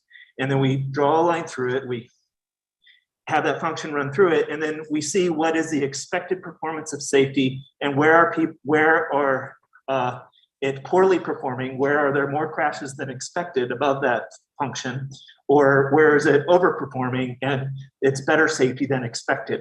So that is digested down into a level of safety service of 1 through 4, and that's what you're seeing as a very high level metric of intersection safety and roadway safety, because those 2 have different crash modification factors, different ways to improve safety. So we kept those separate. And also it takes up more room on the board, that safety has more of a voice. The next area, go on. Sorry, just to flip back to that. Sure. The types you were, I think what you were saying is that there are different types of crashes that occur, or different types of accidents that occur on roadway segments as opposed to intersections, and that they need to be dealt with in different ways. And do you also get into dealing with them at an intersection may produce different problems, or vice versa? If you try to deal with roadway performance, it may impact the next or the previous intersection? Or is that more of a modeling question? Well, I think I'm just trying to think of the types of, that's a good question. As an example, putting a signal in where a stop sign was before. Okay. Changes the dynamic of the type of accidents that occur. Of the entry segments that are coming inside, right. Side type. So I mean, to my understanding, and I have safety colleagues that would probably jump in right now, but they're not here. It would be primarily, if it's a intersection related, it's not necessarily going to be associated with the approach segments, as opposed to, like, if you're adding a median to the approach segments, that's really going to be affecting the segment level incidents, and so they're treated separately. I guess it's acknowledged and noted. It's not that black or white, but out of the gate, they're kind of treated separately as it relates to the improvements that can be made. I get it. Thanks. Since we don't have a chat function, correct. I hope you don't mind. From time to time, I may interrupt with some of the questions that are coming up. I see Amanda Parkman has her hand up. Great. Could we take a question from her? Yes. Hi, Amanda. I pressed a button. I'm so sorry. I did not mean to. Perfect. Any other questions like that? So I'm going to jump into the system performance set. And so these are essentially our congestion related, and these are associated. These were built when we updated our map, our long range plan. And so we always start out with our base conditions. So at the time that was 2019, and we have essentially three here. We're looking at current conditions, current intersection congestion, and current roadway congestion, and then future roadway congestion. I said this is similar to the presentation I gave November 2020, but what is missing is the explanation of the land use modeling, to getting to some of Bruce's kind of questions about where is existing, where is the employment, where are we planning for future employment. We work through that exercise with our Population Technical Advisory Committee that is composed of jurisdictional members from the Development Services Departments. And while we have done in the past, in 2016, we did a very extensive scenario modeling exercise looking at various land use scenarios of continued status quo kind of sprawl development, planned future, or a much more condensed future, which was an IGT scenario. We have to move forward with an adopted planned future. So we have to project out what our jurisdictional partners have adopted in their general plans and their comprehensive plans. So we're not going to be putting homes and jobs where the county says they don't want them, right? We're gonna be trying to represent that, and that's part of what the Pop Tech Committee does with us, and we ensure that we get it right. And so what you'll see here is a 2045 no build congestion. So if we make no investments in the network, where will we see congestion based on where we expect to see the additional jobs and housing that the state provides that we look to distribute in the region. So I'll switch back to the 2019 and then the 2045.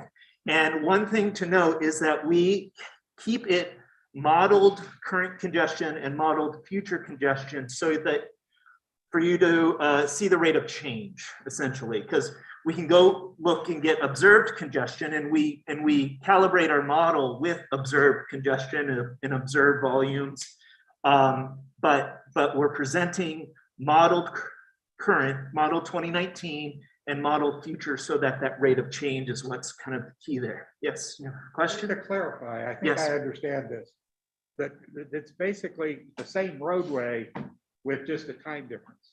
With more people, with more demand. People in the projected time for 2045. Correct. It's as if the road has not changed. It's not a projection of what the road will look like if there's a project. Correct. That's a different output. So what we're showing here is the no build scenario.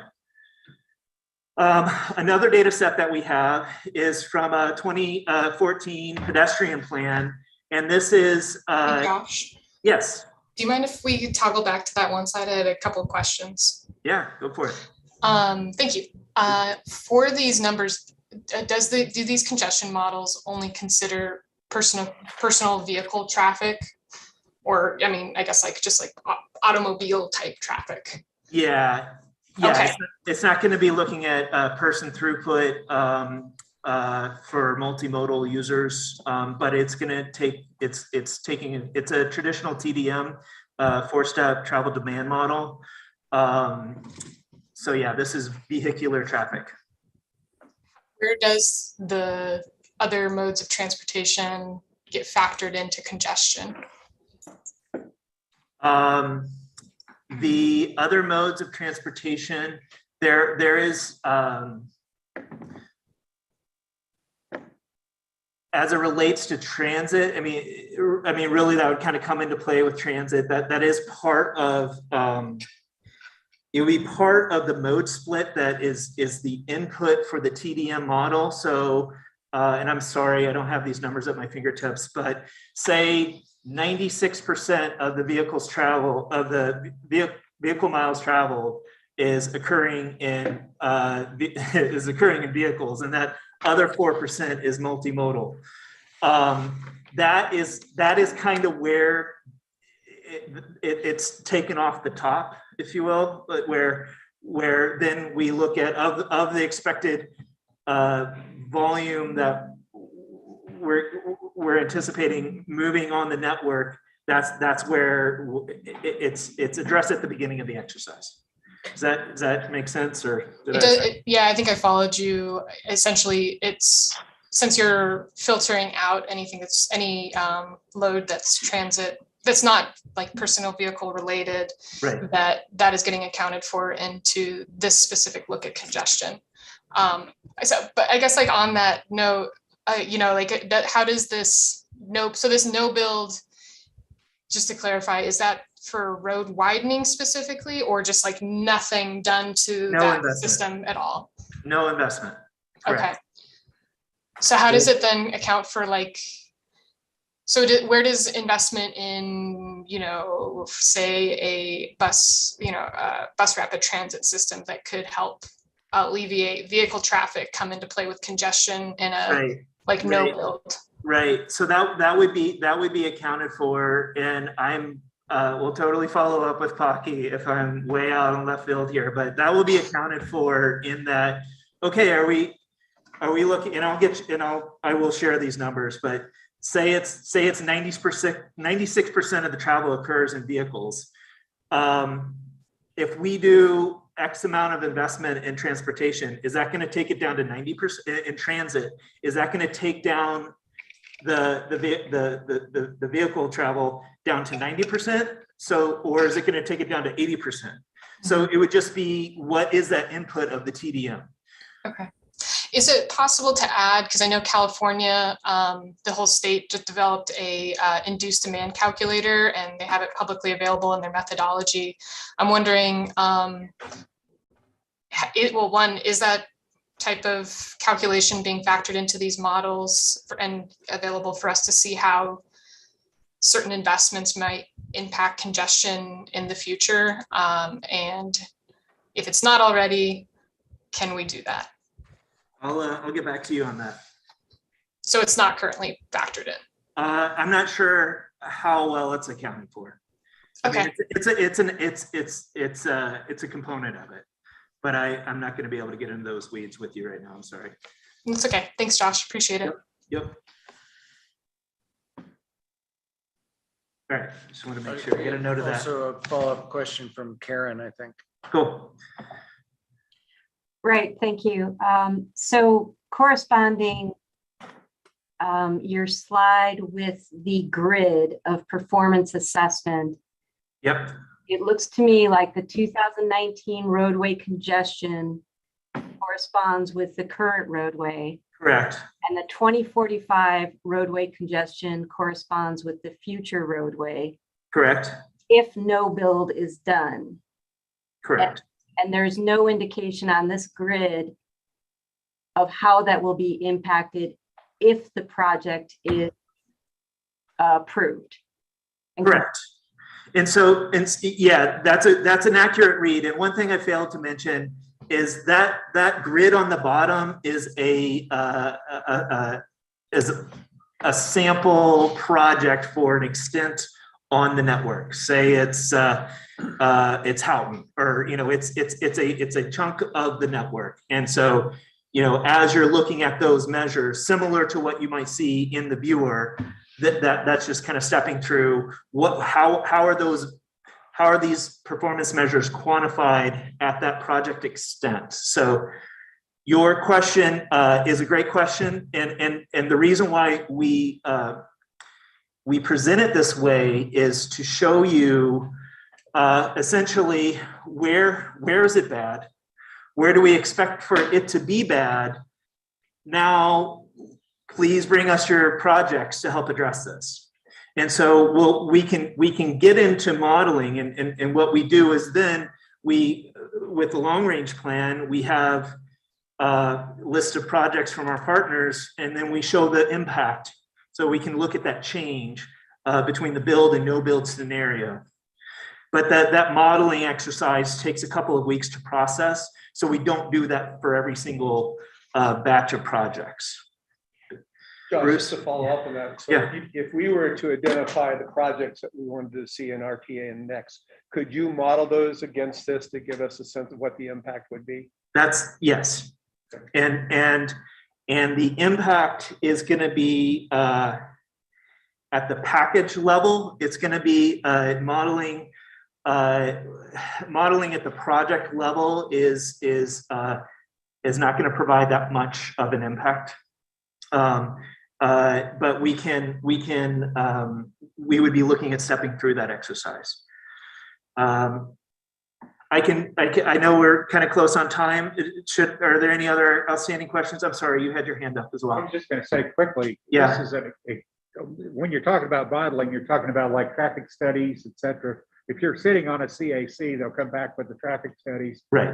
And just for one thing, and historically on Broadway, when we got the traffic studies back, there was no significant improvement in the bus through time without giving priority on the signals. So that was why on Broadway, we reduced those lanes, so we tore out less buildings. And so, I was a member of the CAC. Right.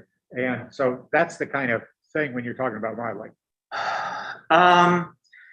Yes. I would argue that we may, it depends on the amount of time and the ability to look at individual projects. I like out of the gate, I'm going to say we're going to be looking at packages of projects as opposed to what are specific impacts of changing traffic signal operations along a particular corridor or modifying a lane. So moving through sidewalk presence, this is based on a 2014 plan. So when we adopt a plan, that means we've been working on it for 3 or 4 years. So the data in that plan is going to be dated as well.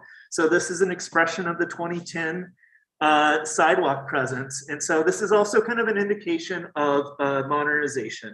Are there existing sidewalks? If there are no sidewalks, then attention really hasn't been given to that facility. And so this is adopted in our 2016 and our 2020 long range plan as a means of expressing that. We also have a pedestrian demand composite, which is a locally grown walk score essentially.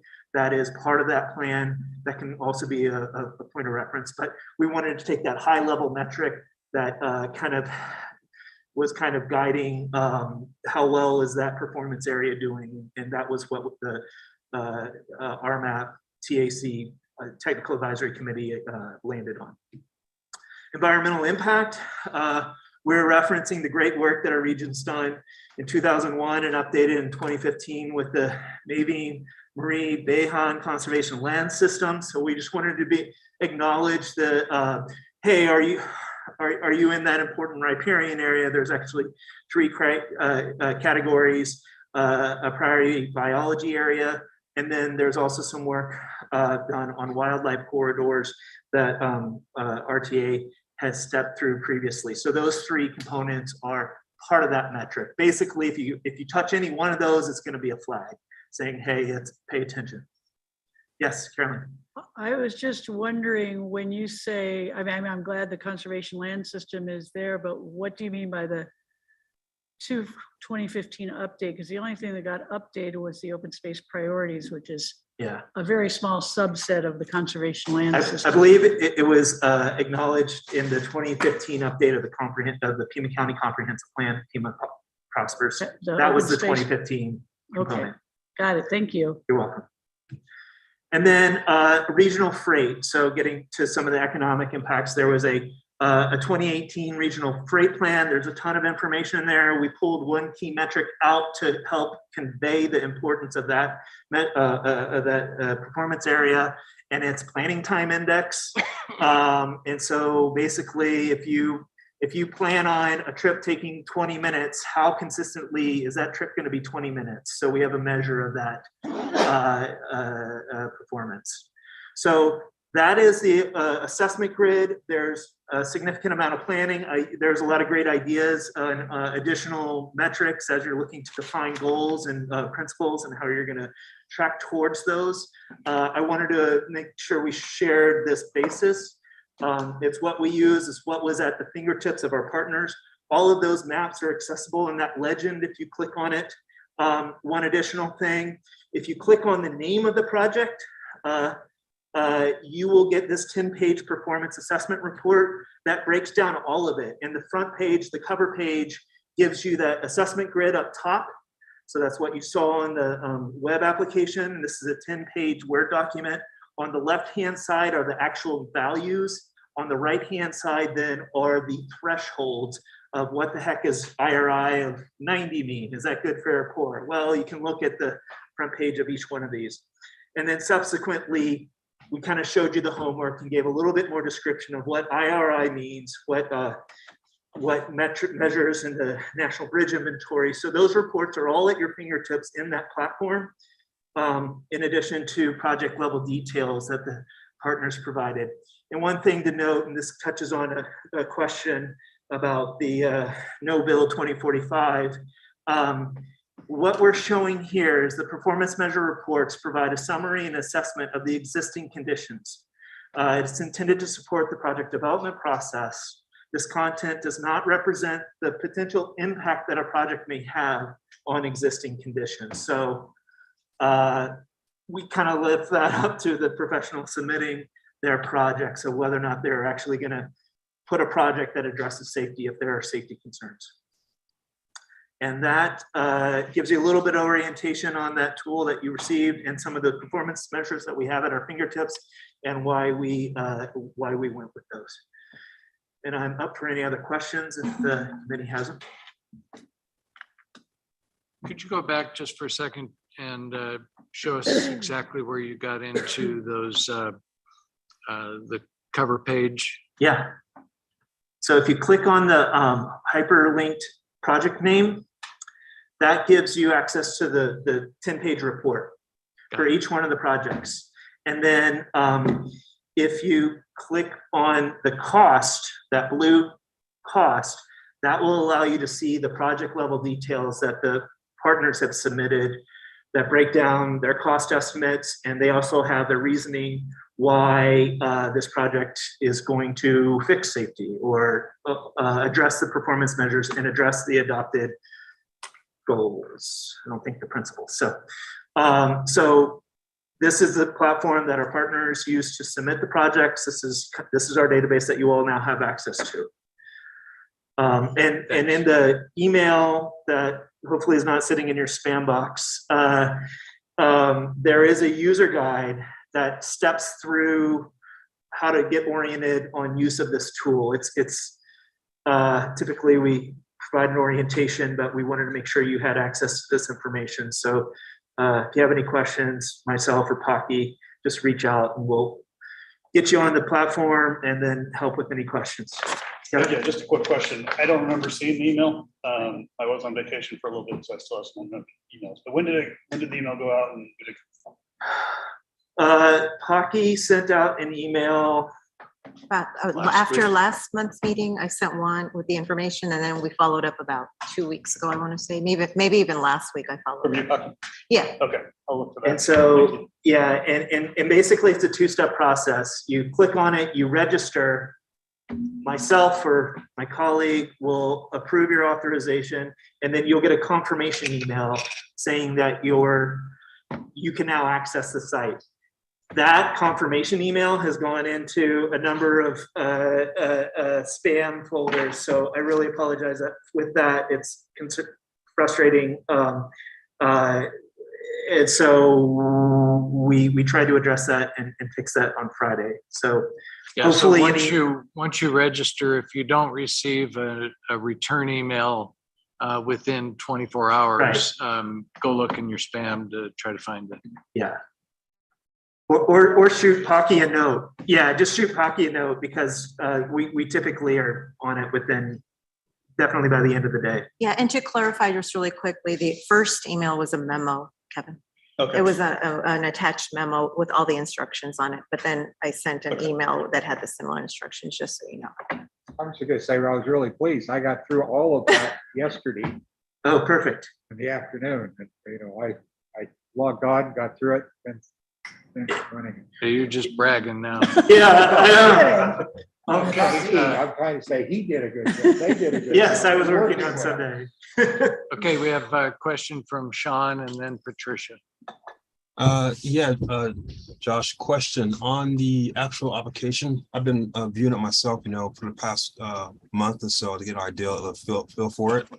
One thing for it is I noticed is there a way to expand out the map more in the legend to be able to move it? Because sometimes when you drop down the legend, it interferes with the information on the map. Right. Okay. I don't have a mouse. So between the grid, the table on the left, and the map, there's a little sliver. It's a divider, and there's a yellow, green, and dark green. Oh yeah. So I forget which one, but the middle one takes you back to default. Got it. Click on the top one, that'll expand the map all the way, and click on the bottom, it'll expand the grid all the way. Perfect. Okay. Yeah. And you can sort the columns, and I tried to kind of step through some of this in that user guide. It's a PDF of a present PowerPoint. So if you use your arrow keys on your keyboard, it'll kind of transition the slides one at a time. But that user guide kind of will step you through some of these features, and you can sort the columns to look at all the poorly performing safety projects. You can look at the ones that are all poorly performing congestion. So on and so forth. Any other? Another question? Patricia, I think.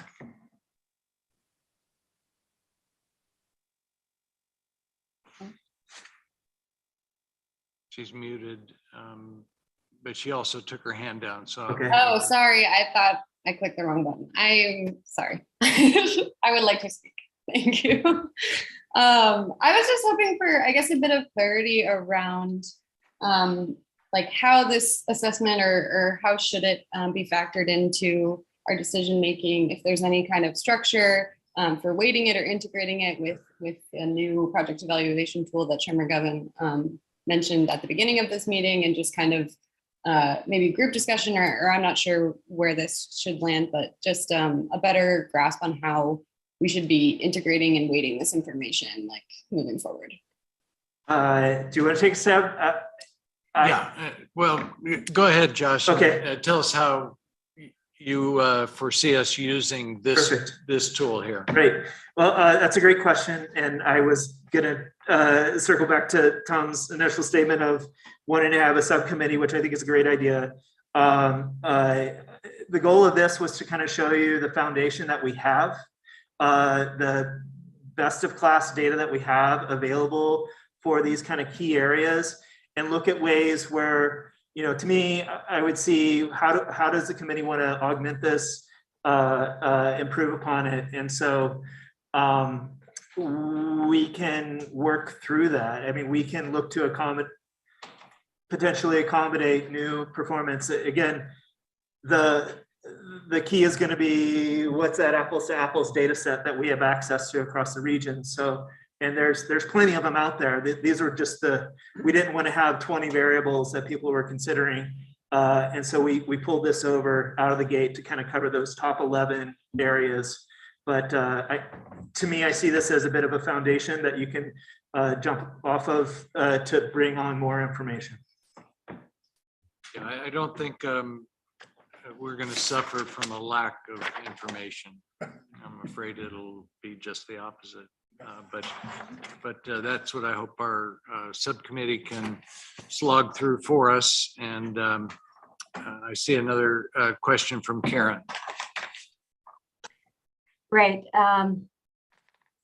So this is covering 108 projects, and for each project, you've got another 10 pages of explanation is what I'm seeing. Is there going to be a time when we can go through those 10 pages with you, Josh, in the future? I mean, obviously there's not enough time now. And then I have a follow-up question to that. I mean, it's at the discretion of the chair. I think this was intended to give an overview and point to those. So I guess any questions that come in, hopefully, we'd be happy to clarify them. I think if we have time at our next meeting, perhaps Josh can give us a walkthrough of a typical project at 10 pages so that people can see the things that they really want to find, how do they get to them, and then also just see what the breadth of information available there is. Yeah, and I know previous presentations have just kind of been focusing on that high level red, yellow, green as it relates. So we want to make sure you have that foundation of why do we consider that poorly performing in this emphasis area, in this performance area. Right, and then on your slide, it ends with freight. But then when you're actually in the program, it continues on for another, oh my gosh, another 10, 20 categories over. So, yeah, that's it. I'm sorry, go ahead. I'm sorry. Yeah, and I would hope to get some explanation on these. I mean, some of them are just yes and no. For example, wildlife crashes, yes. Right. So that's a great question. Previously, we've given an orientation on the tool set in our rush to get you information. You all were given a link to this without much orientation. So I apologize for that. This presentation is really kind of focusing on the background on the PMs or a high level overview of the performance measures. Those additional data columns reflect the applicant's responses. So if you go into the cost estimate in that project application, if you click on the blue cost estimate, you'll see that is essentially their project level submittal. And so we ask them, how well does your project address the CAC goals of X, Y, and Z? And so it's yes or no, essentially. And then in that page that I'm gesturing towards, it gives a written explanation. So if you click on that link, you have the core application as the jurisdictional partners had submitted, and you can see their responses. The user guide attempts to address that a little bit more and give you a little more context. And that was the link in your confirmation email. So I recommend maybe reviewing that with any questions, but I'd be happy to address any others that you may submit to Pocky. great, thanks, Josh. You're welcome. Thank you, Josh. Appreciate it. Thank you. We have future agenda items. I've captured a couple here while we've been talking, including education on key commerce corridors, some from previous meetings that were repeated, including discussion of induced demand, so that we all have kind of a similar understanding of the term and its impacts. Meeting times, which was mentioned at the very beginning, and then this just now the 10-page project backup walkthrough. Do we have any other agenda items that people want to add at this time? Us. I think this is on your radar. I just wanted to state it, of revisiting the goals in the framework, as well as finalizing the discussion and wordsmithing around that. I think it was the 4th bullet point that is just really packed with content, and coming up with the final terms for that update. Yep, exactly. Mr. Chair. Yes, Carolyn. It came up earlier in a comment, and I don't know if this isn't a future agenda item, but just a reminder about the Transit Subcommittee, getting new, sending out another email asking who wants to be on that Transit Subcommittee. The other thing, and maybe this is just a question and answer for Apaki, but I was wondering if we could bring back the call to the audience here soon. Are we either hybrid or in person? We haven't had a call to the audience in a couple of years. Yeah, we've been relying on the public comment process, but let me check. I haven't had a chance to. Do you mean the public, you mean physically here? Yeah, physically, or I think at the board meetings, people call in. Maybe is that, or so maybe. Yeah, they hybrid do. They approach? call in a number and someone monitors that. Okay, Thank I you. will check. All right, good. Thanks, everyone. Just before we close the meeting, we will at our next meeting, of course, go through this information that Paki is collecting from each of you, and wanted to talk about next steps, perhaps a little bit ahead of time, but for your understanding, before deadline that we have of August 18 to submit this to the board, we also want to get some feedback from the technical management committee. My proposal is to send the changes that we've talked about today as fully draft, not as final, but in order to give the TMC a little bit of head start on this so that we don't end up running out of time, to let them take a look at the information that we essentially developed today on the guiding principles. Some of it has options. We have different texts, if you will, for some of the bullet points. But I think given that information, the TMC can start to give us some feedback. Any serious objection to that? Mr. Chair, this is John Bernal. Hi, John. Thanks. Hey, Tom. Thanks. I was just looking at the calendar, and maybe Paki or somebody can correct me if I'm wrong, but I think the Technical Management Committee's next meeting is August 10th. So if you would like some reaction to what's been developing in the CAC, I think it'd be helpful to get this information prior to that date. Yeah, and our next meeting here is August 1st.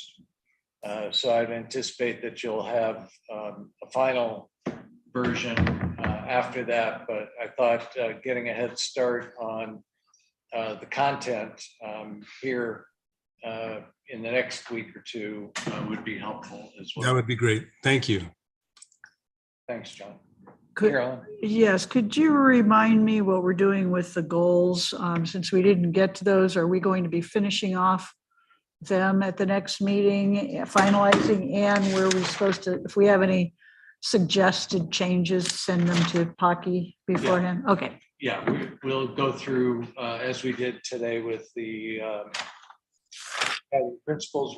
We'll go through step by step the goals with some emphasis, I think, on the two mini presentations that we received at the end of the conversation before Josh got up, where Bruce talked about the key commerce corridors, and Ava, I guess, talked to us a little bit about the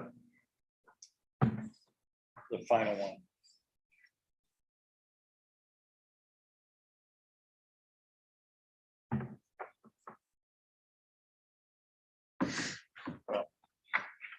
We were all there. Oh, enhancing health through active transportation. Nobody wanted to help me out. Some twisting in the wind there. All right. Thanks everyone for all that. And thanks for a good meeting. Again, we'll see you in 2 weeks, or I think it's 2, yes. No, maybe, yeah, 2 weeks on the 1st of August. We're adjourned. Thank you.